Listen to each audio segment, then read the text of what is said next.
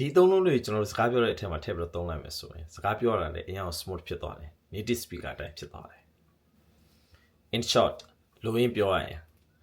long story short အဲ့လိုလည်းနောက်တစ်မျိုးပြောကြတယ် long story short the car broke down so we had to take the bus လိုရင်းပြောရရင်ကားပြတ်သွားတော့ဘတ်ကားစီးရတာပေါ့ in short I just don't feel like going out tonight လိုရင်းပြောရရင်တော့ကွာငါဒီညအပြင်ထွက်ချင်တဲ့စိတ်မရှိတော့ too often ခဏခဏ people eat junk food too often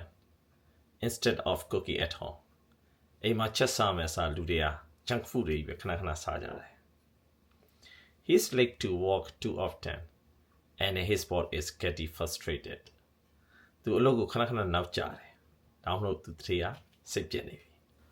so soon စောလိုက်လားမြန်လိုက်လား are you leaving so soon မတော်တော့မှလားမြန်လိုက်လား he passed away so soon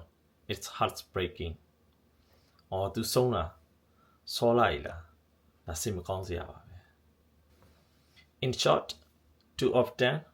so soon ဒီသုံးခုတည်းကဘယ်ဥစ္စာကိုကြိုက်ဆုံးလဲ comment မှာရေးခဲ့ပြီနော်နောက်ဗီဒီယိုမှာတွေ့မယ် bye bye